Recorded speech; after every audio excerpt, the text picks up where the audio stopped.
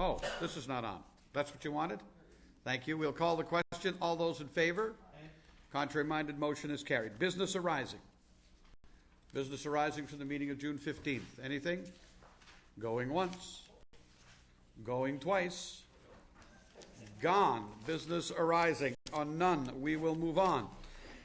Council, we have a proclamation that we are honored to sign today. I'm going to read it into the record. You will notice that we have some people in the gallery today, and one of them is going to come forward and say a few words. This is a proclamation that we have signed many times in the past. We are honored to do so again this year. And it has to deal with youth employment opportunities this summer and the Service Canada Centres for Youth. The proclamation reads as follows. Whereas youth are eager, capable, and available to work, and whereas youth have a variety of skills and talents, and whereas employers, municipalities, and householders recognize the benefits of hiring youth, therefore be it resolved that I, Randy Sims, Mayor of the City of Mount Pearl, by the powers vested in me, do hereby proclaim the week of June 28th through to July 2nd to be observed as Hire a Youth Week, and encourage all employers, municipalities, and householders to hire young people throughout the summer.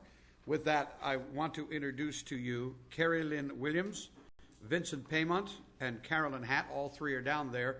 I believe, Carrie Lynn Williams, you're going to come forward. I want you to come up here and stand up here by me, and we're going to get you to say a few words to council.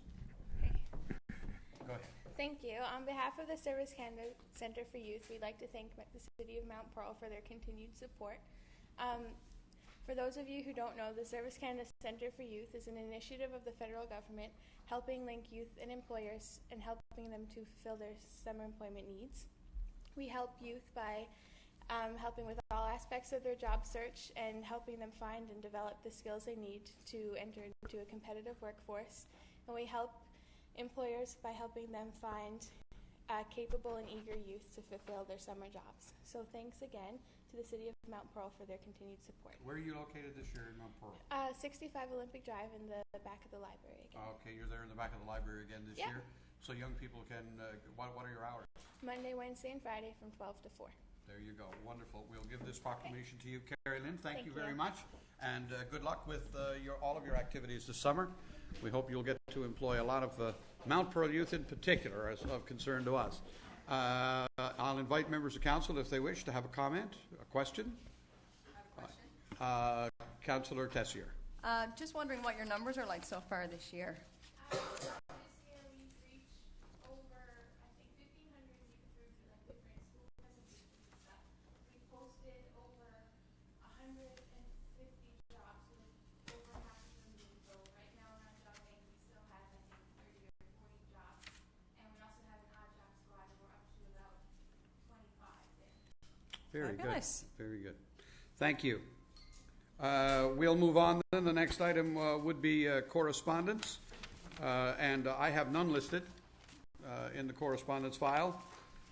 So we will go. I don't think I do. No. Okay. We'll go to committee reports. This could be a fast one today. Well, till we get to planning. Don't bet on it. Councillor Lane missed the last meeting, so there you go. We are going to go to Community Services. Councillor Walsh is chair. Floor is yours. Thank you, Your Worship. Just 4 relatively quick items. The first deals with the Association for the Arts of Mount Pearl. We have a new agreement in place that increases slightly the amount of money that we provide. As you know, we provide support for the arts in a number of different ways, but this is really the administrative arm of the Arts Association.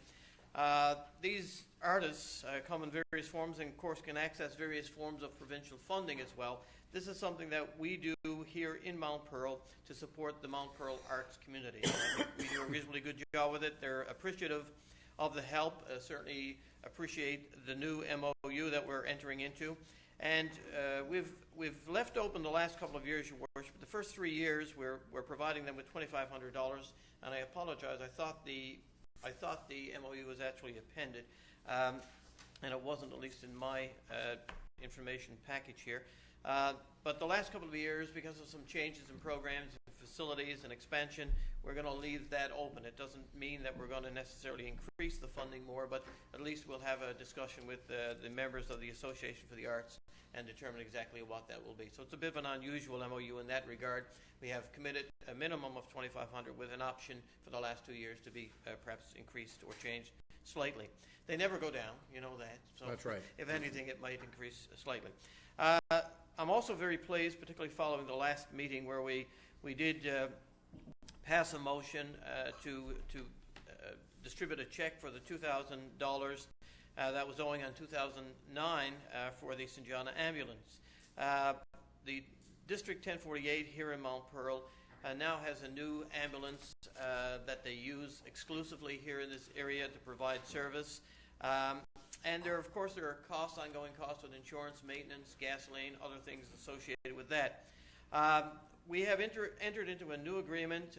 We had discussions with Carol Parsons and the people of St. John Ambulance. We've always been very delighted with the service and response. And this, of course, pertains to 4 specific events. We've increased the funding, not by a huge amount of money, but it actually represents a 50% increase. So $2,000 to $3,000, and that helps defray some of the additional costs that they have incurred.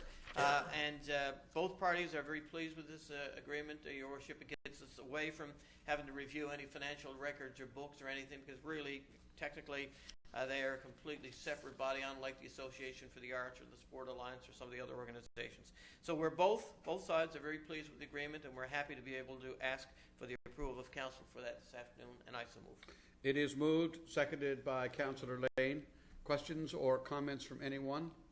I suppose other to point out, Councillor Walsh, that the Association for the Arts, the reality is that with the new facilities, there are going to be new opportunities for the Arts Association. And I would imagine that 2-year kind of holdout on the window regarding funding and whatnot is going to be a critical piece once the facilities get up and running and they find their place in it, you know? Absolutely, and that's really, that was the reason for that primarily, but there are other issues as well. We have some expectations for them in the true spirit of partnership. We'd like for them to be able to broker some new thoughts, ideas, and funding opportunities, and it's just an opportunity to see how all of that works out. Absolutely. Yep.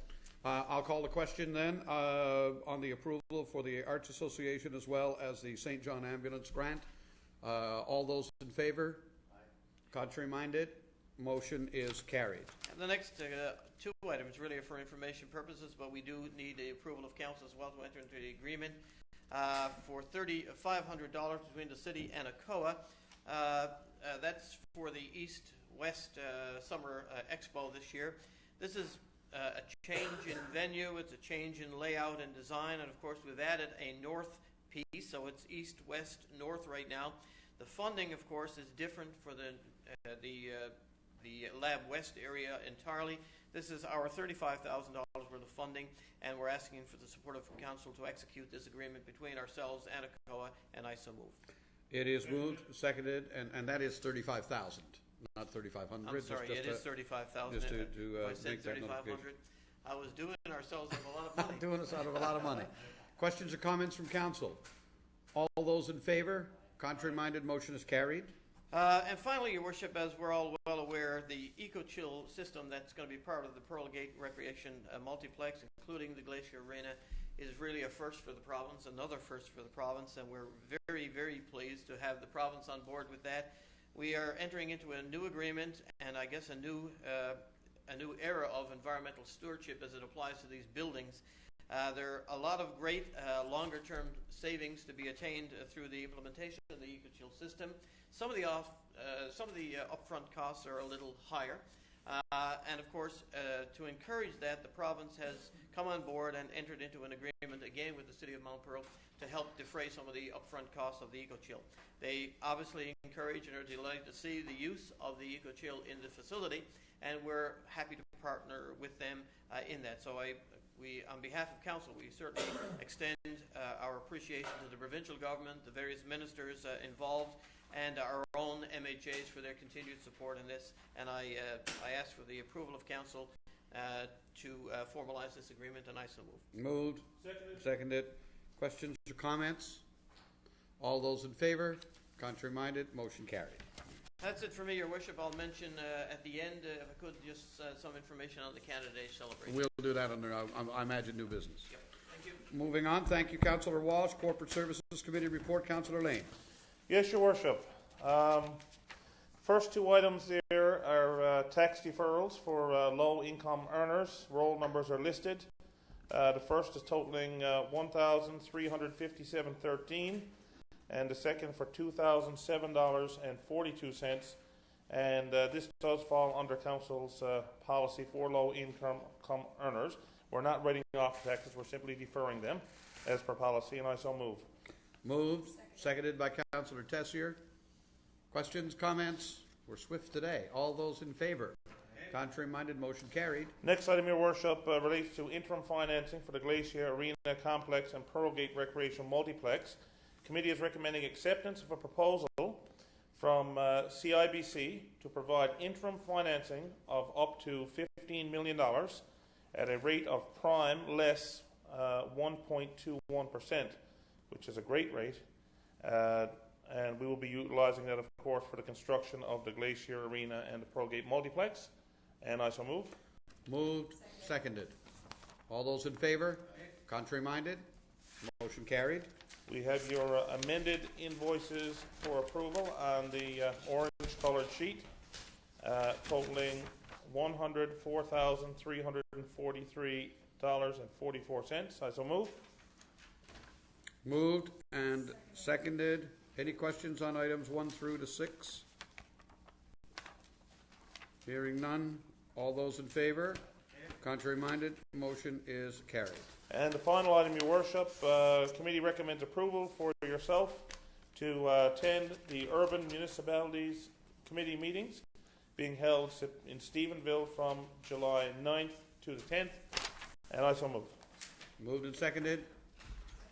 All those in favor? Contrary-minded, motion carried. There was one item on your report, Councillor Lane, item number, I believe it's number 5. Oh, okay. I was thinking that was part of the invoice approval for some reason. I can see why, I can see why that would be. Anyway, okay. The committee is recommending that the request for proposals for a copier printer be awarded to Pinnacle Office Solutions in the amount of $741.36 plus HST. That was the low bid of 4 bids received, and I so move. Moved and seconded. All those in favor? Contrary-minded? Motion is carried. And that concludes Corporate Services. Yes, sir. Moving on, Planning and Land Use Development Committee report. Councillor Aker, you have the big one, I think. Thank you, Your Worship. We'll only be here about 5 minutes On each one. on each one. The first item we have is in the kit, aerial photography acquisition, and essentially, basically, we're looking for an update, an upgrade of our area photography for the city, which was last done back in 2006. The City of St. John's, through an RFP process, has recently captured images for all of the metro area. They paid a total of $103,621 for this particular package. The resolution of the new imagery is 10 centimeters, whereas before it was what's currently in use was 20 centimeters. So we're getting both up-to-date imagery and also better resolution. The cost to the city of Mount Pearl will be $3,900, and that just takes into account, I guess you could say, the snapshots of our city here in Mount Pearl. So the motion would be to approve to proceed with the purchase of the imagery and digital elevation model, the DEM data, directly from the City of St. John's, along with the rights to those air photos, for an estimated price of $3,900 plus HST. See, our neighbors are good. Our neighbors are good friends sometimes, right? This is one of those times. It is moved by Councillor Aker, seconded by Councillor Tessier. Questions or comments? We've done this before. This forms all part of our GIS program, right, in the end. And you really can go in and look at properties in their real status. And now down to 10 centimeters that's pretty good. All those in favor? Contrary-minded, motion carried. The next item in the kit is the building construction permits for the period June 12th to June 25th. There's two pieces in the kit. One is for the residential permits, the other is for the commercial. I note that the total for the period for residential permits is $530,850, bringing the total to date to $15,737,200. And on the commercial side, the total for the period is $9,132,050, bringing the total to date to $33,699,066. I guess the total of that is close to $50 million so far. We're only halfway through the year. And I move these permits. Moved, seconded by Councillor Tessier. All in favor? Contrary minded, motion is carried. I'm going to ask for a separate motion, Councillor Aker, on the development permit list. Yes, the development permit list is given there. You see development permits 39 through 43 for June 12th to June 25th, and I so move these permits. They are moved and seconded by Councillor Tessier. All in favor? Motion is carried. Now, I think we're moving outside the... We're moving outside the kit. Kit. If you wish, I can start with the parking of vehicles. on the Absolutely, landscape that's a front good yards. way. Let's go through it. Yep. All right, I got a forklift over here. It'll help me keep the material up. Can't wait for the new iPads to come. Thank you. Item number one. Over the winter, we received several citizen inquiries, basically complaining about parking on front lawns and all the resulting damage and unsightly mess to those front yards that results.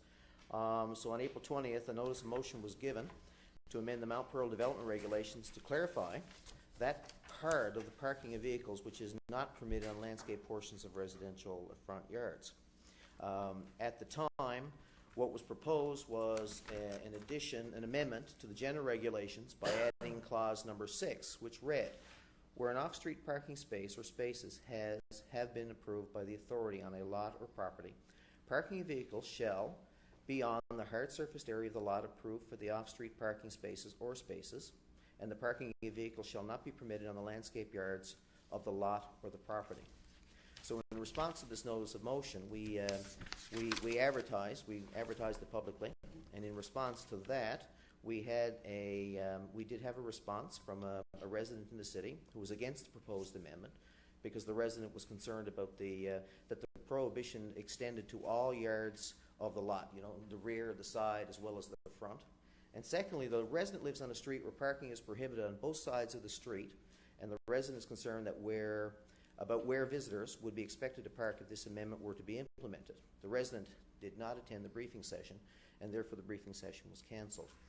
So what we'd like to do is tweak this motion, basically, and I guess we'll vote on it again today. This is not just a notice; it's within the confines of the original motion, and we'd like to restrict this to residential properties, and as well restrict it to the landscape, the landscape portion of the front yard of the lot or property.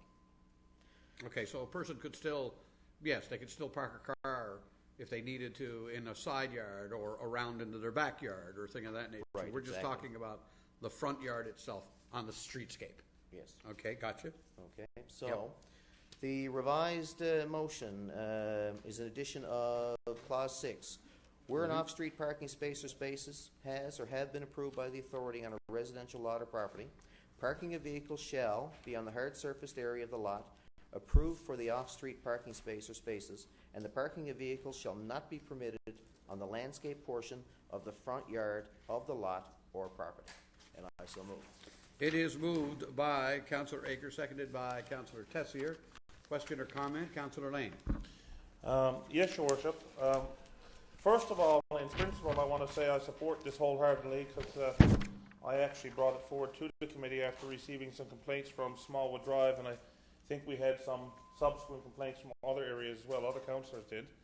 I think it's a good move. I was surprised actually that we already never had that bylaw in place, so it's good that we're going to address it.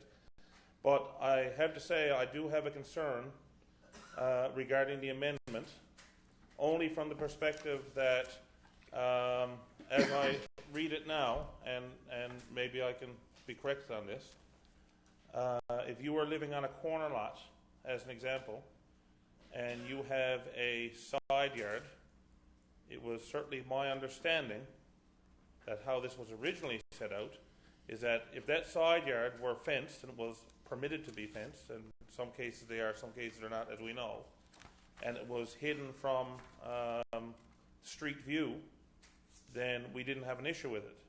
But you know, if you're living on the corner, as I understand it now, you can still park on top of the lawn on the corner of the house, which is having the same negative impact on residents who now have to look at, you know, their house may be positioned across from the side yard of that home, no different than someone who is impacted who lives directly across at the front yard. I don't see a difference. So, hard surface area. okay, well, and I guess that's the question. If I'm misreading it, maybe for clarification, does this now permit, if somebody lives on a corner lot, what we're proposing here, they can't park on the grass in the front of their house. Can they park on the grass on their side yard, if it's open to the street and people can see it? Under what you're proposing, yes or no? We'll yield the floor to Councillor Aker to answer that. Councillor Lane, yes, as I understand it, the issue with corner lots is that you would be able to still park on the side yard. This amendment here deals only with the front of the property, but we were responding, I guess, to complaints, and basically the complaints that we had were basically people parking right off the sidewalk or the curb on the front of the lawn. So rather than overdo it, I guess we brought forward this amendment basically just to deal with the specific problem that was handed to us. Okay, and this specific problem that was handed to us was one complaint from one resident who never even bothered to show up at the meeting. Is that also correct? Absolutely, you're right. Mm-hmm. Okay, well, and obviously I would be in favor of this because anything we do is an improvement, obviously. I'm not in favor of what you've done to amend it, so I guess the only way to determine if council agrees with that or not is I guess I'm going to have to move a friendly amendment and see if the amendment passes. Would that be right, procedurally? That procedurally would be correct. Yes, that procedurally would be correct. Well, If procedurally, you I would wanted like to to, do if that. you wanted to move an amendment, you could do that. Well, procedurally, I would like to move an amendment and then see what the rest of the council thinks. And So what would this amendment be to the original well, motion? that we would go back to the original intent that you can't park on a side yard that's open to public view either. If it, on lawn, on landscaped area. In other words, you can't park on the grass, flanking onto the street, the public, unless it's fenced in, which was the original intent that we had all discussed. The only change was we would say the landscape portion of the front or side yard. Landscape No. front or side Or yard. the side yard. If it can be viewed by the street, like if it's a side yard between two homes type of thing, and that's a different issue. I'm talking about on a corner lot on that main side yard. Really, it's the same issue as the front lawn, as far as I'm concerned. So why? So just for the clarification of everybody, and Councillor Aker, and I will recognize you, Councillor Walsh, just in a second. I'm just trying to get this down in some way. So if we added the following wording to item 6, Councillor Lane, to achieve your goal here, we would say vehicles should not be permitted on the landscape portion of the front yard of the lot or property, or on an unfenced landscaped side yard. Period. Corner lots. Would it have to be corner lots? Corner lots. You need corner Yard on corner lots. Yeah, because if it's between houses or something, two neighbors, it's sort of that. You Okay. All right. If we add that amendment, all right. So that's the amendment. It has been moved. It has been seconded. So just speaking to the amendment in referencing unfenced, landscaped side yards on corner lots. Okay. And you wish to address Yeah, I could. that, Councillor Walsh? Yeah, if I could.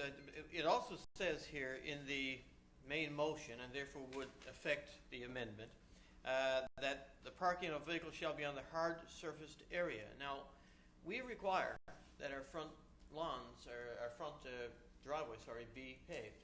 Now, if we're saying this and we're amending this motion, we have to take out the paved portion. Personally, if it's on a street and it's on a corner lot and they're parking there, I think they should be paved, personally. And I think that should be a standard that we should subscribe to. It is a requirement of our front driveways. I understand that it's not now, but what this is saying here now is that they can only park on the paved portion. Well, no, but that's what it's saying, right? It's hard. The difference is No, that's not how I read it. But we do have driveways in the city that are not paved. And So it's therefore, the gravel hard is a hard surface- surface? Okay. All right. That's fine. Yeah, hard surface is not necessarily defined as asphalt or concrete. To me, I'd rather have it as asphalt. If you're going to be parking there, like, Your Worship, if you're going to be parking a side vehicle on a corner lot and you're going to be utilizing that as a driveway on a continuous basis, I mean, that's not what this was designed for. It was designed to eliminate parking on front lawns. We all know that. But if we're going to amend it, we may as well amend it properly.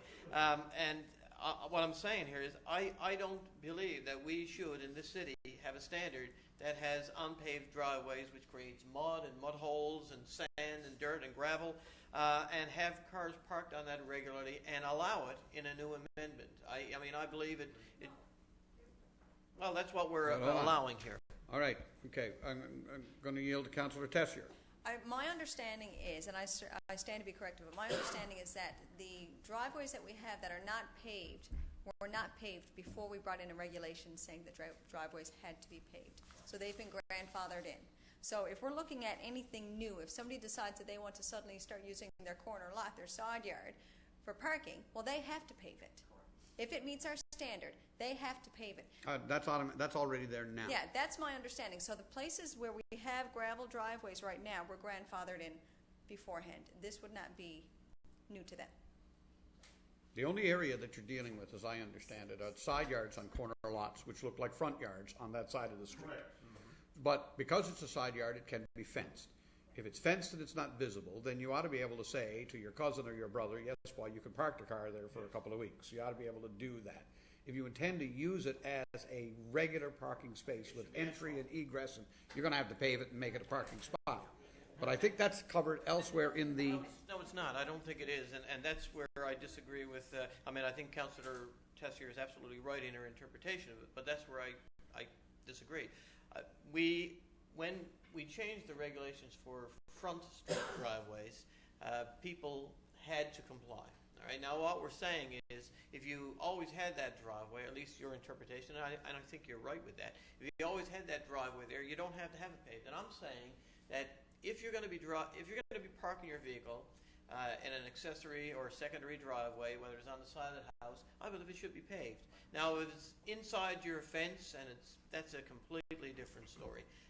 But if it's outside and it's an exposed driveway on a corner lot, I think for the purposes of discussion, though, Councillor Walsh, it's why it says an unfenced landscaped side yard on corner lots. It's not permitted, but it's permitted if it's a fenced landscaped side yard, because so many people have secondary vehicles, motor homes, trailers, other vehicles that they will park in the side yard by the side of their house. If it's fenced, it's away, it's covered in.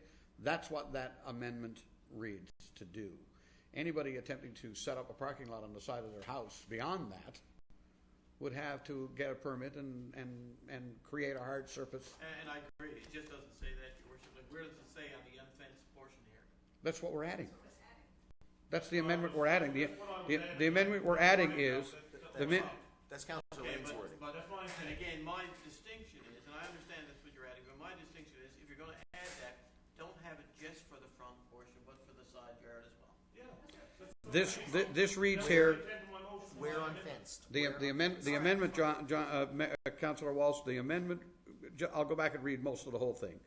What's there now? It says parking a vehicle shall not be permitted on the landscape portion of the front yard of the lot or property, or an unfenced landscape side yard on corner lots. Okay. That's the amendment, which I think achieves your goal. But I also think it achieves Councillor Lane's goal. Anybody else with a question or comment regarding it? The CAO looks like he wants to speak. And the other thing that you got to remember, even though you're making those regulations to clarify, in your occupancy and maintenance regulations, you still have the regulatory authority to maintain the landscape in a manner satisfactory to the city. This will give somebody the opportunity in their fenced area to occasionally park there, but if they're caught parking anywhere that creates a non-kempt landscape, we still have the authority To have it cleaned up. Absolutely. Okay. I'm going to end the debate on that note. Councillor Lane, you wish to close? Because believe it or not, we're only dealing with the amendment right now. Yeah, I realise that. I think that that really caps off the issue I had. The whole intention of what was done here, I think it's good, because right now we have the opportunity, once there's a mess created, and for example the snow melts, and now all of a sudden you look at a lawn and it's all full of tire tracks and stuff, we can deal with it. We can go after the homeowner. That process, as we know, is not something that necessarily gets corrected overnight. We could be half the year going back and forth with orders and notices and everything else to do it.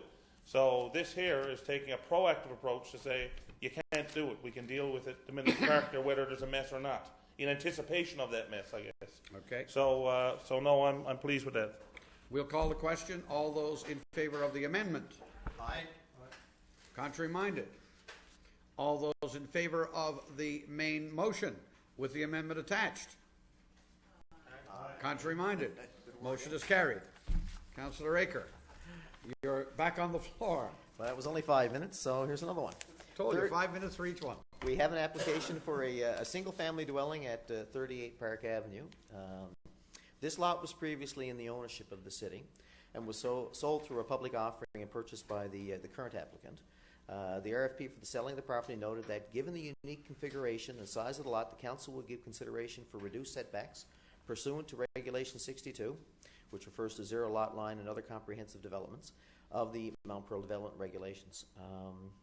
I'll read the motion. Basically, approval of that application for the single-family dwelling with a subsidiary apartment at 38 Park Avenue, and issuance of a development permit with the conditions that the proposal meet the city's requirements and conditions to the Planning and Development Department and Engineering Services Division, as well as the following modified standards pursuant to the authority granted by Council under Regulation 62.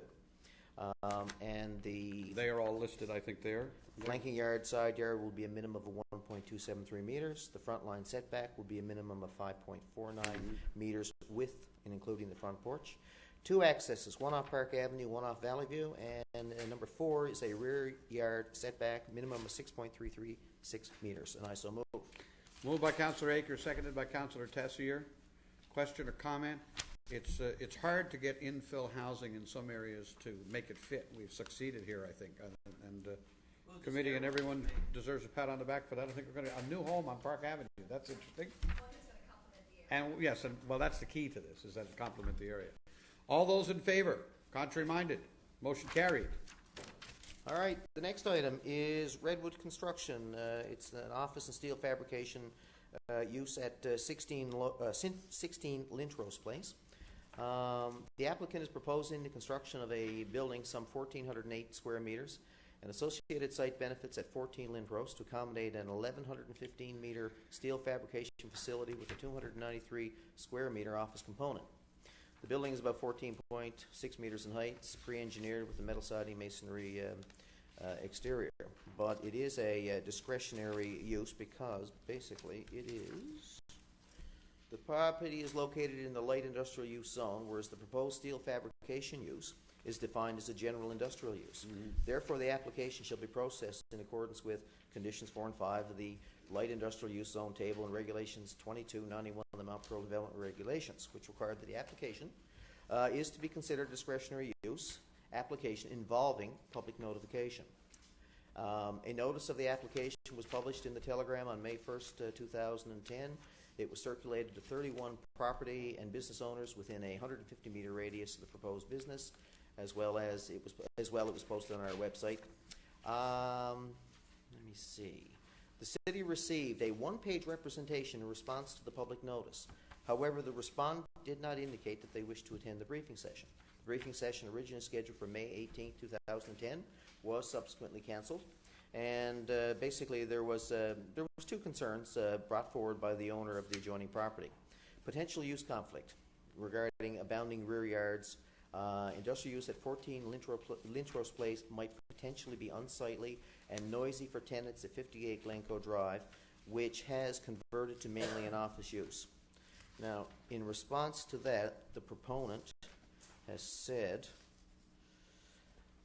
there should be minimal noise and or vibration generated outside the building, or that will be able to be heard outside the building. Most of our work, 98% or more, is currently and will in the future be done inside the building. The building will be fully insulated, and therefore there should not be much, if any, excess noise.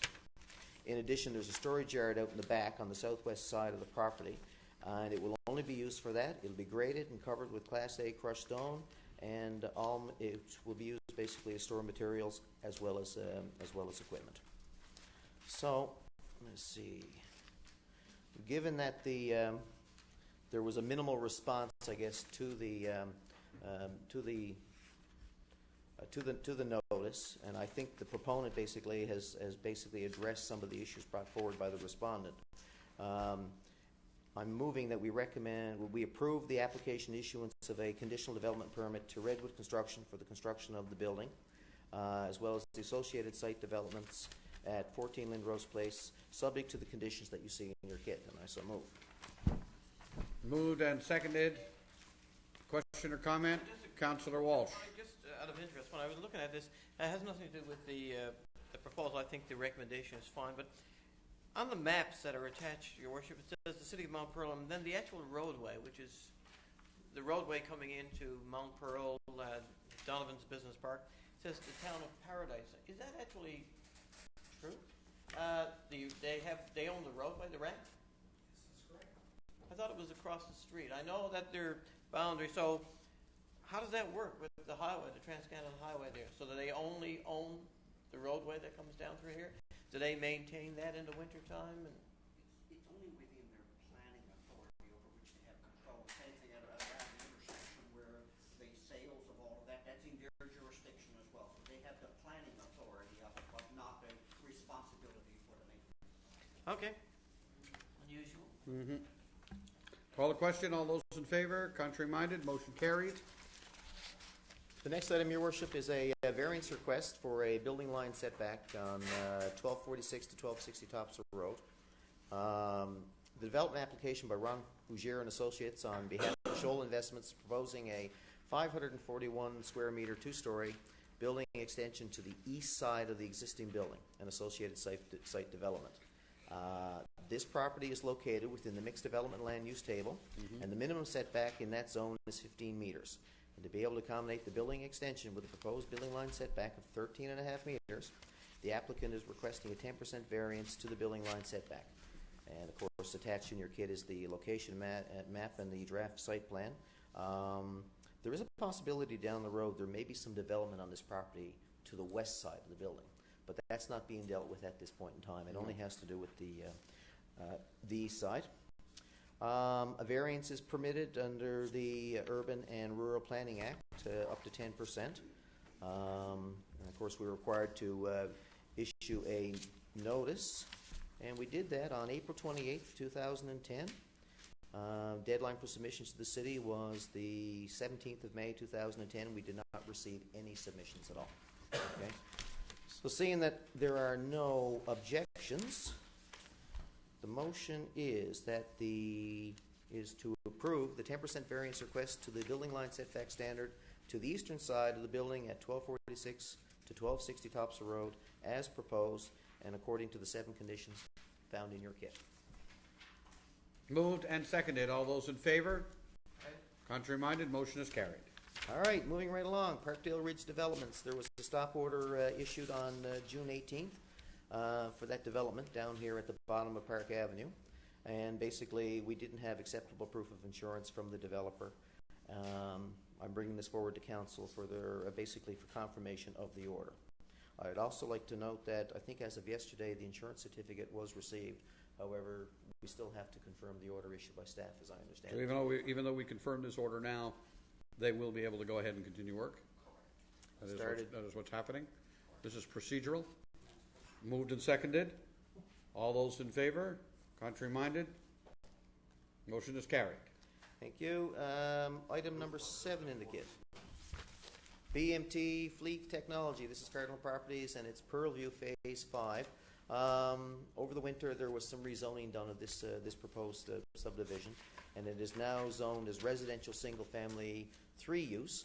And basically, what we want to do now is we want to issue the development permit for this subdivision, subject to the city's regulatory requirements, as well as the requirements of course, the Planning Department, as well as the Engineering Services Division, and I so move.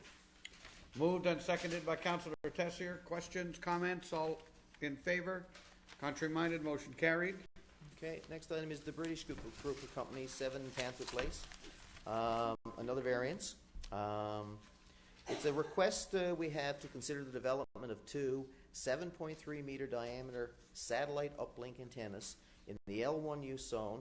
Is that no LI, the light industrial use zone, and it's from the British group of companies. The 2 antennas proposed are 8.839 meters in total height from the ground to the top, and currently existing on this site are 3 satellite dish antenna. The proposal exceeds the maximum permitted number, height, and diameter of the satellite dish antenna in the light industrial land use zone. Okay. So what we're proposing here today would be 2 things. We want to amend the Mount Pearl development regulations to permit council to have the regulatory framework and the discretion essentially to approve basically the number of satellite antennas. Just bear with me now.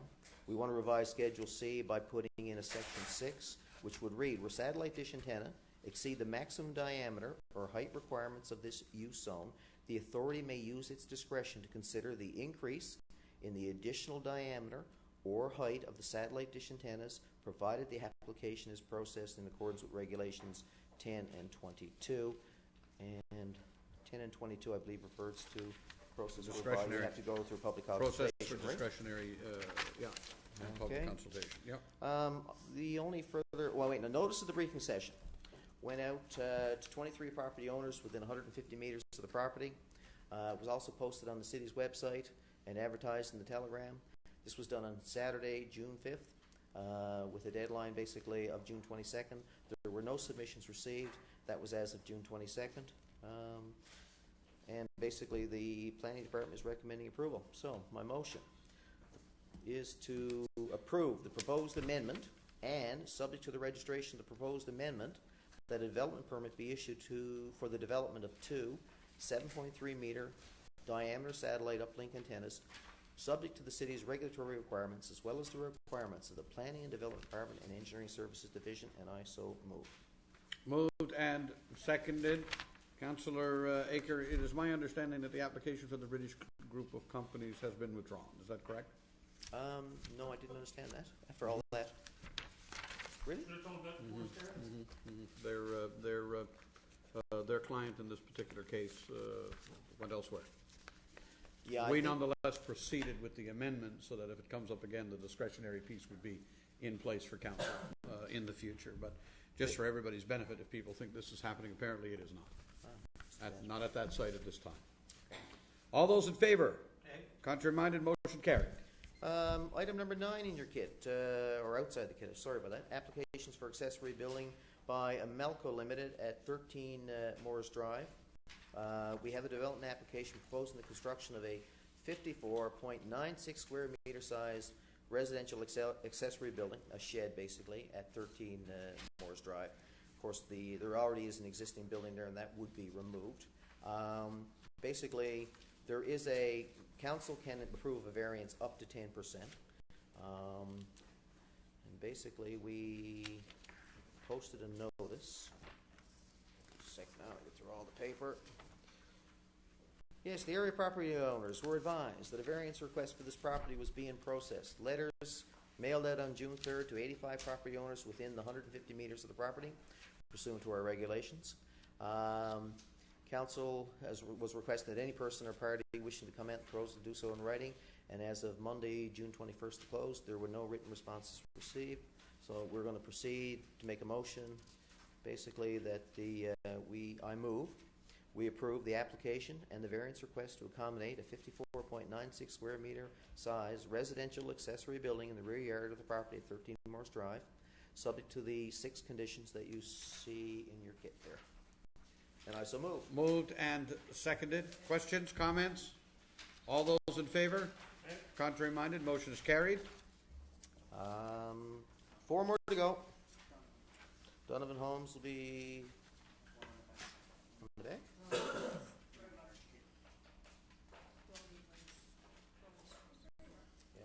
38 Brody. Donovan Homes. Yes, thank you. I got a little ahead of myself. Thank you. Yeah, variance request for 38 Brody Street. We have a development application from Donovan Homes proposing a new building and related site developments for that property. That property is located within the residential medium density land use zone, where the minimum building line setback standard in effect is 8 meters. The applicant is requesting that this requirement be relaxed to accommodate a building line setback of 7.97 meters. I guess that would be an inch. But technically, I guess you have to draw the line somewhere. Is it really an inch? Yeah, I guess it is. No, it's a little more than that, isn't it? 0.03 of 36 inches or 39 inches. So it's Shell? 3-4 inches. Okay. Well, and that wouldn't even meet our new resolution of our city aerial photography. It's the But law. you never know. You never know. It's the law. It's the law. Yeah. We did a public notice, basically, and there was no responses received. So, going to get to the bottom. I'm sure you don't want me to read it all. So the motion is that we approve a variance to accommodate the building line setback for the property at 38 Brody Street be approved, subject to the following conditions: city regulatory requirements, requirements of the Planning and Development Department and the Engineering Services Division, and also that a property tax balance of $861.15 be paid in full prior to commencing. And I so move. It is moved and seconded. All those in favor, contrary minded, motion is carried. Isn't planning delightful? Oh boy. This was your first experience with the planning report, hey? Actually, it's my second one, but Is it? I guess where Stefan was off and just getting back, there's a bit of a catch-up in place. Oh boy. This is the peak time of the year, I guess, for construction and renovation. And the deputy mayor knew when to go to Australia, didn't he? Well, see, he knew when to leave, yep. All right, the other items there's two memos. Yep. The first one deals with 3 variance applications. One is at 5 Wembley Crescent, and it relates to the reduction of the rear yard setback from 8 meters to 7.35 meters to accommodate a proposed basement and 1-story extension to the rear of the existing building. 11 Delaney Avenue, that's to replace an existing accessory building with an accessory building with a floor area of 55 meters square. This is a proposed 10% increase in the maximum floor area of 50 meters for the accessory building. That's the same as we just saw on Moores Drive. 2 Kelbourne Place, reduction of the building line setback of a new residential dwelling within the Mount Pearl Terrace subdivision phase 4B from 8 meters to 7.9. Public notices were all sent out, and there were no submissions received. So I'd like to basically move that we approve these variances. We'll do all 4 of the other ones, the variance as well. I'll throw that one in too. Yeah, you might as well add CMT as well. Yeah, that's the building line setback for CMT, 14 Clyde Avenue in Donovan's Industrial Park. It pertains to the erection of a 966 square meter warehouse building at 14 Clyde. It will result in 3 buildings on 1 lot, and of course will be subject to a development agreement. The department has no objections to this. The variance request, he has 10% to the required 15-meter building line setback. Public consultation took place. No submissions or requests received, and I move that I guess we're going to pool all 4 of those variances into As one listed, motion, yeah. and I so move. It is moved, seconded by Councillor Tessier, that we approve the variances listed for Wembley, Delaney, Kilbourne, and Clyde. Question or comment? All those in favor? Contrary minded? Motion is carried. Thank you, Your Worship. I believe that concludes planning. We have nothing else outside the kit except one item which Councillor Walsh is going to address, I believe, under new business. We're up to that point in the agenda for new business. We started last time on my left. We'll start on our right. So Councillor Aker, if you want, we'll keep you on your feet for a little more. You have any new business? No new business. The man is tired. Councillor Walsh, we will turn things to you then. Well, just very quickly, on Thursday, as we know, is Canada Day, and we do have our annual celebrations taking place this year, not at the field next to St. David's Ballpark, but actually on the park. It's on the site itself of the softball field, which is where we have our City Days. It's a much bigger, more spacious site. This year, we have the same, in fact, and even a bigger and improved lineup. We have Mark Webber for the children, of course. There's always a delight, and some juggling. Sky High Amusements will be on site. We have some musical entertainment with the Faded Yellow Line, if you can see them. and a gigantic birthday party and barbecue, which this year is being run by the Association for the Arts here in Mount Pearl. The new venue should be, an added addition this year. It did sort of outgrow itself. We have tried to infuse a little bit of new energy into it, and part of that this year, as everyone is well aware, we've been trying for some time now, at least on 2 separate occasions, to get Ms. Kaminsky from Eastern Health to come in and make a donation of the Olympic torch, which she so graciously offered to donate to the city of Mount Pearl. At least up until now, she's available for 1:30 on Thursday. She's a busy lady, as we all know, and we will welcome her into the city on Thursday to do that official passing over of the torch to you, Your Worship, at that time as part of those ceremonies. So, just wanted to mention that. The other thing, we talked about the stop work order on Parkdale Ridge. I don't want to get into a prolonged debate or discussion on Parkdale Ridge, but this is already really behind by a couple of years, and it's been a difficult development, there's no question. Because I honestly do forget, I'm not asking this to make an issue of something that's not. What is the status of this development now? Can anyone tell me that in terms of what is proposed for this first phase of development, how many units there are, and what the completion date is? Can anyone tell me that information? Without Mr. Yevchek here, I'm not sure where we can turn at this particular time other than to the CAO. Do we know where we are? I think it's somewhere in the area of 38, my memory says. There's 6 in the current one that's under construction. It's supposed to be more built, but they're still having some difficulty. Only 6 have been approved. Only 6 have, no, the second phase has also been approved. I thought so. Yeah, Okay. has also been Okay. approved. We're having some difficulties with the developer getting the light power connected to there. But from the city's perspective, we have done everything that we can do. We run into difficulties. We take issues with in that council. It has been a difficult and lengthy process today. Partly if we need to give you any idea as to when it will be. The process continues. Yeah, and I guess my only point is that, many of us know many of the people who've put down deposits on this, and I know in some cases they probably think we've kind of abandoned them, and we haven't. We have, however, from time to time, sort of yanked the chain of the developer to insist that things that we have to have in place, like development, Securities. Deposits are made, and the securities, because really those kinds of things are designed to protect the investors themselves. If we don't have them in place, well, they can walk away, and we don't have anything as a holdback that would answer at that time, the needs of the residents. But I really do feel badly for them. I do get calls. I got a call again last maybe Monday or Tuesday. It was actually a message left on my cell phone, and these people are distraught to the point of they almost have given up on this. But it is a problem. Even tonight, we processed a stop work order. Fortunately, and I was glad to hear, we actually received the insurance certification. But again, we can't allow developers to be in on those sites with heavy equipment and liability issues unless they have proof of insurance. So we are playing hardball. We have to, because we do it consistently with all developers and all kinds of construction, and this one above all else because of the numerous delays and different issues that have surfaced. And I just want to say to the people of Mount Pearl and elsewhere, really, who have, this is our development in terms of taking place in our city. We are doing everything that we can possibly do to work with this developer. Many of the things perhaps that they're experiencing are beyond their control. It's unfortunate, sometimes bad luck. I'm not blaming anyone. I'm just saying that this has been a very, very challenging, very, very difficult development.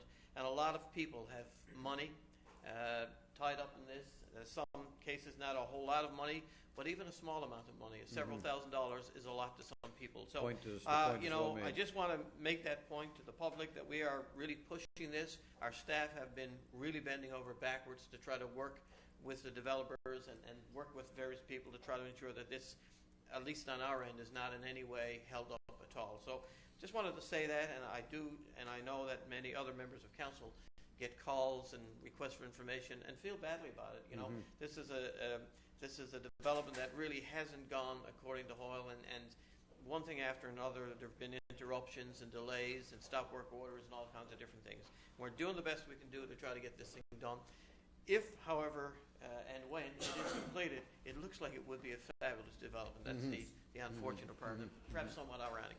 Thank you very much. Okay, thank you. Councillor Tessier wants to respond to that? Go. Absolutely.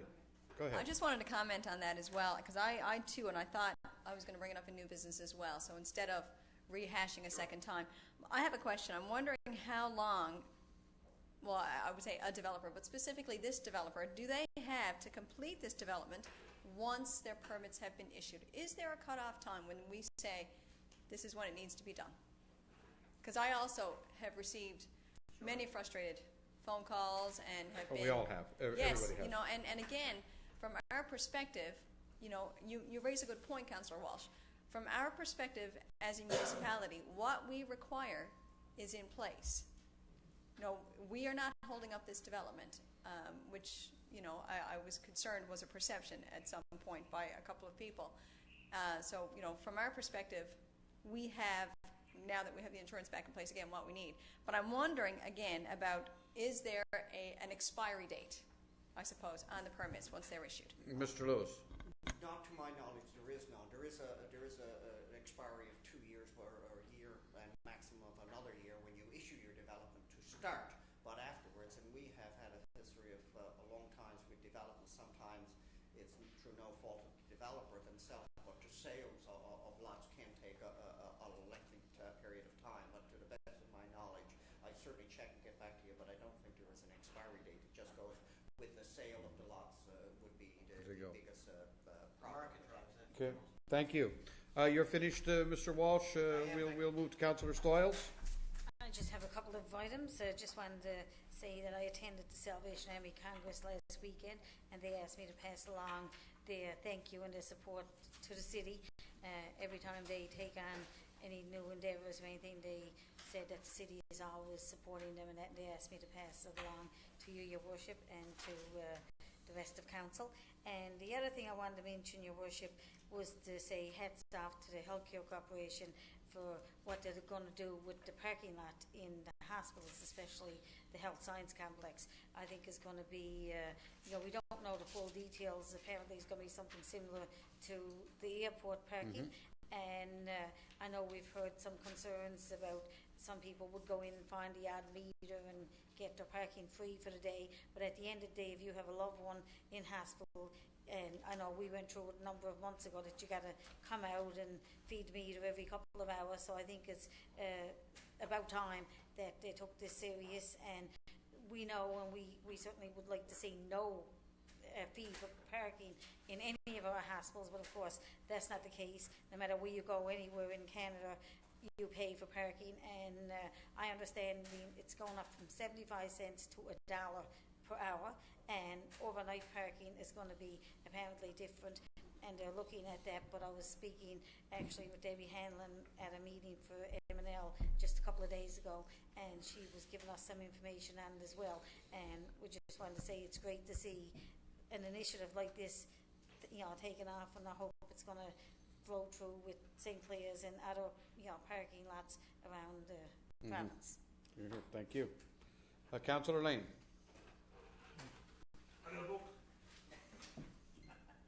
Got to make up from the last one. No, I'll try not to be too long. Your Worship, I guess first of all, you know, not to continue to rehash this, but I would just say this, that it is unfortunate what's happened up there in behind the Hotel Mount Pearl, and really there's nothing the city can really do about it. Everything everything that can be done, we have done to encourage it, but at the end of the day, it's a private developer they're dealing with. And I have to say that based on some of the stories I have heard, and I've gotten calls from people involved there, if it was my mother or father involved in that whole scenario, I wouldn't be too happy. So let's hope that we can finally get that done. Your Worship, Councillor Walsh mentioned Canada Day, which is great. I also did want to mention, though, it's also Veterans Day on July 1st as well, and think you could argue probably even more important than the Canada Day celebrations. And of course, that's going to be taking place at the Legion. I'm not sure what time. Cenotaph, 11 o'clock. 11 o'clock down 11, down on Park Avenue. So we want to encourage as many people as we can to get out there to show support for not just our veterans, but the people we have fighting over in Afghanistan and other parts of the world right now. So I think it's important to mention that. I noticed going through the notes here from, I guess, the last meeting, and I wasn't there, there was a couple of items there that I'm very pleased to see. First of all, I noticed that, as per the issue I brought forward there a few weeks ago, that we are going to be bringing in a residency rule for day camps. That there will be, next year, Mount Pearl residents will have the first shot at the day camps, their own full day, and then it would be open up to the region.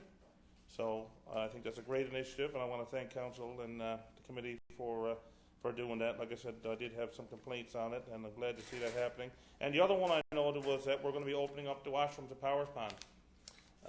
The only question I had about that, again, I think that's another positive one. We have people who like to walk and so on, and we're trying to be an age-friendly city, and that's something, of course, we're still waiting on where we're to with that. But in the spirit of being an age-friendly city, having the ability for seniors, in particular, they go for a walk, to have those washrooms available, I think is great.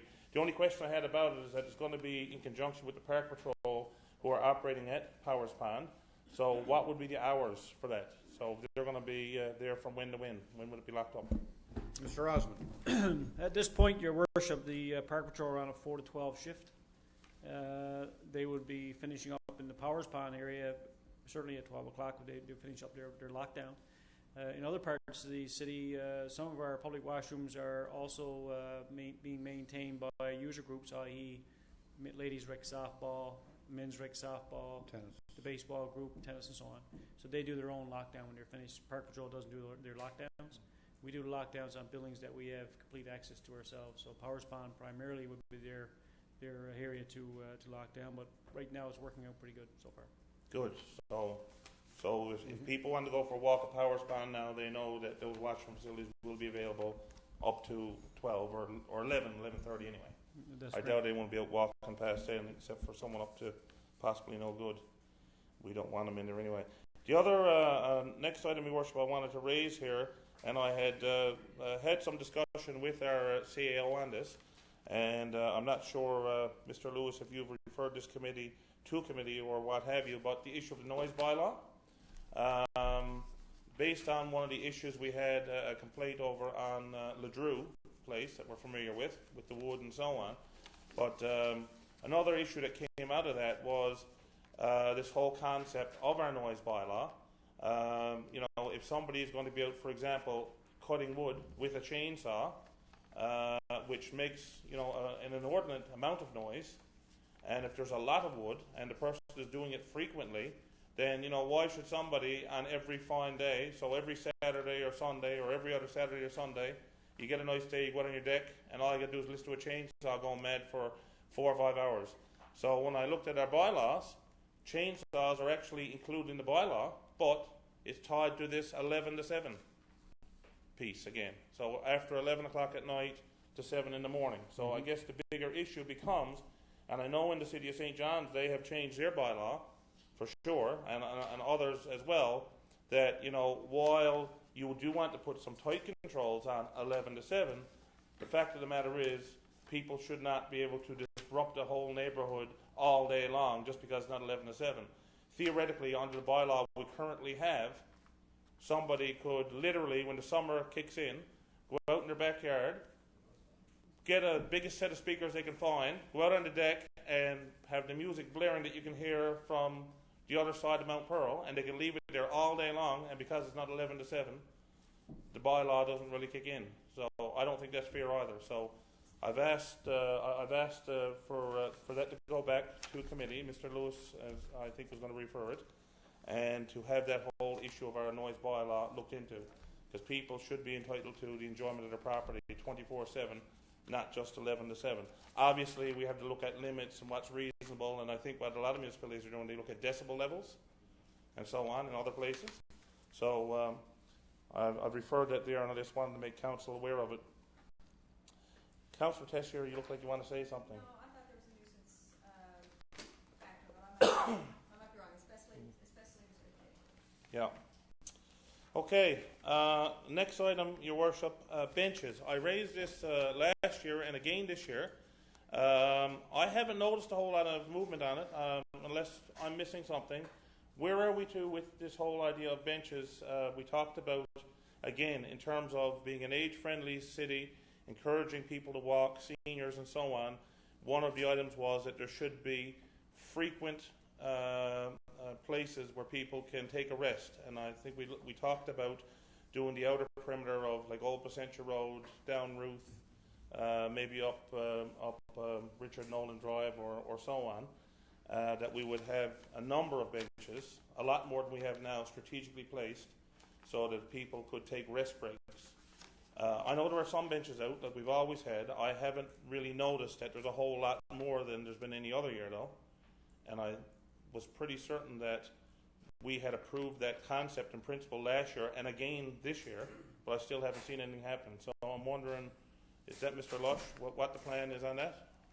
Yes, Your Worship. Actually, I can start, but probably Mr. Osmond can add a little.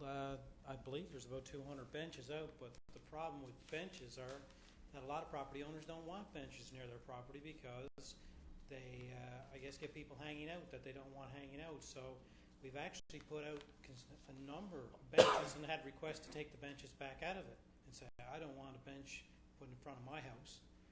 The other thing is benches getting thrown over banks. So there are some locations that are practical to have a bench and some other locations that are not really that practical. So I guess we try to find a location that, I guess, work with residents and find the best suitable location. So there are more benches out, and we do have quite a few. I think it's in excess of 200. If we get a request for someone to put a bench in a particular place, we usually can make that accommodation. But just to go out, we find that we get a lot of negative feedback of why are you putting a bench in my neighborhood. If you just drop them everywhere. Yeah, a lot of people don't like it, and they're on. So Yeah, Your maybe Worship. Director. We'll yield to Mr. Osmond. You have anything to add? That's correct, Your Worship. Mr. Lush is absolutely correct. The issue we had a number of years ago wasn't primarily on the streets, it was actually in the walkways. We actually moved a lot of benches that were in the rear of people's properties because we're close to the back of the properties. Because they're an attraction for kids to gather. It attracted the unsavory element, and then we had to move the benches out of there. You're absolutely correct, of course, Councillor Lane. With the aging community, we're finding a lot more people wanting to sit down and use a bench. And again, you can check, but I think I've seen numerous new benches around. I've noticed that a lot of the bus stops now have benches where you used to have no bench before. And I think that you're seeing a pretty big increase in benches. It's just a matter of dealing with the issues that are related to close to properties.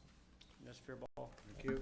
Your Worship, I certainly accept that, but I guess the area that I had spoke to at least was the area that people do use a lot, and that's going around that loop. It's creating it in a open area where I believe you're not going to have that vandalism or hanging out, nor are you going to have residential houses. There's no houses fronting on to Richard Nolan Drive that I'm aware of. It's nothing but a big stretch of road and sidewalk. The same could be, well, they back onto it, sure. But, and you could say the same, I believe, for certainly Old Placentia Road and so on. So in those areas, you have big long stretches. There's no reason why we couldn't put a few more benches. If they're going to throw them down over the bank, then set them in concrete, because that's done all the time. I've seen that done numerous places as well, where they actually set the legs of the bench in a concrete pad, so that can't happen. So I think there are ways around it. So again, I'll refer it back to the committee to have another look. Okay. The next item, and this is really going to be the last item, and you're saying thank God for that, I'm sure. Relates to at the St. John's council meeting last night. Again, we had more false information thrown out there by Mayor O'Keefe. They were referring to this whole issue of Metrobus and you know, the new facility they're going to be building and how it's going to be green and all those things. And one of the issues which came up was they were talking about the efficiency of the bus system, or I guess the inefficiency of the bus system, how ridership was down slightly. And basically it was used as an opportunity basically to say that, it's because of urban sprawl, and we have buses having to go to all these areas on the outskirts where people demand it, but the usage is not there, and therefore that's driving the costs and so on. If they have those issues within their own city, could be, and that's certainly their problem. But I think the point that needs to be made here is that for the Metrobus which goes to the city of Mount Pearl, Metrobus sets those rates. And we agree to what is a fair and reasonable rate to cover all the costs, and we subsidize it. We are subsidizing Metrobus 70 cents on every dollar the city of Mount Pearl is paying. In St. John's, I think it's like 50-50 subsidy. We're 70-30. You could argue that there's not even justification to have it in a sense, but we do it because we realize people need it. But the bottom line is that the bus service that's being used in the city of Mount Pearl is being 100% paid for by both the users and the city of Mount Pearl and the taxpayers of Mount Pearl. There is absolutely zero subsidy or zero loss to Metrobus as a result of the bus that runs through the city of Mount Pearl. So if they're having ridership issues, if they're having problems and so on, they're talking about urban sprawl and all those issues, they're their own issues. They're certainly not caused in any way by the city of Mount Pearl. Like everything else, we pay our fair share. We're paying for this service as a customer, and there's no issue. And the fact that it was thrown out there again last night by the mayor of the city of St. John's, throwing another shot over our bow, and of course bringing up the A word again, like he likes to do, and that would solve it all. I think all he's doing is trying to incite, a racket, and I guess he's gotten one. And he will anytime he speaks out against this city, as far as I'm concerned. And it's just another classic example. When the mayor of St. John's said in the last election he was going to be all for regional cooperation and bringing the mayors together and all that stuff, he's been nothing but an abysmal failure as far as I'm concerned in that regard. And this is just another example of it. Thank you, Your Worship. Thank you. All right. Any other new business? Councillor Tessier. I almost don't want to get up. I received this week several complaints, actually, about an issue that's old, but clearly not solved. I know that Councillor Lane has raised it on several occasions, but when someone specifically tells you the effect of cats that are roaming in their neighborhoods, when they tell you about the effects that they're having on their own personal property, it really does, incite you to bring it to the public's awareness again. There are several issues. Of course, the weather is getting better now, which is why I think I've received so many complaints from certain pockets of neighborhoods. The weather is better, so people are letting their animals out, and they're leaving them out for the night, which of course they're not supposed to do. Our city bylaws state that any animal cannot be roaming. It doesn't matter if it's a cat. I mean, we all have that mentality that you open the door, you let it go, and it'll come back when it wants. You can't do that with cats. We don't do it with dogs, and you certainly can't do it with cats either. The issues that they're dealing with right now is that flower beds, which, we all know how much they cost and how much effort it takes to maintain them, are being used as litter boxes, which is not acceptable. I wouldn't like it very much if it was mine. Also aggravating the pets that people have inside their own homes. And I know that there was an incident at 11 o'clock at night when a cat came up to a window and aggravated the animals inside the house and disrupted the entire home. And that's not acceptable either, and it creates bad neighbors. So I just want to make the public aware as well. Again, you cannot open your door and let your cat roam freely in your neighborhood. It is against our policy, and I don't know, it's not ticketable, I don't think, but if we impound your animal, you will have to pay to receive or to get your animal back. But again, cats cannot roam around freely within the city of Mount Pearl. And that's it. Thank you. Yeah, I don't think people realize it. I really don't. No, I don't know what we got to do to publicize it, but I don't think that people realize that you are supposed to have a cat leashed, Yes. the same as a dog, Yep. and tagged Yes. the same as a dog. And people don't realize that that's what you got to do. And it's, by the way, because I own a cat, it's an easy thing to do. It works. Oh well, and Right? again, it's just like it's just changing a mindset because we all have it. or we've all had it, I suppose, where you let your, you tether your dog, you walk your dog, and of course, if dogs were allowed to roam freely in neighborhoods, we'd certainly hear a lot more about it. But cats create, a nuisance, and and it's not safe for the animal either. I mean, they could get hit by a car. They could meet other dangers that nobody We wants. could pick them up and put them down. Well, It but, happens. But it's important. It is important that people are aware of this. It is causing damage to other people's property, which is really important because somebody has to pay for that. And it's not fair. And I tell you, I've heard a couple people, from a couple people this week, and quite frustrated, actually, quite frustrated. With the cat. So, again, it's just a reminder. We will entertain a motion. I have one question on that. Okay. A very quick comment. I'm wondering, can we refer to, again, Public Works Committee to have a look at, on this whole issue of cats, our animal control? Like, we have one person, and they're like 9 to 5. I mean, most people, when they come, cats are not out roaming around in the daytime, as a general rule. The cats come out when the people get home from work, the cat's there, and they give them the toss out the door, and they wait for them to come scratch at the window at 9 or 10 o'clock. That's when they're out. And that's exactly when we're not out. So maybe that could go back to the committee to have a look at hours of operation, or if we have enough resources, or whatever. Yep. Okay. Done. Entertain a motion to adjourn. It is moved by just about everybody. Moved by Councillor Raker. We stand adjourned. Thank you.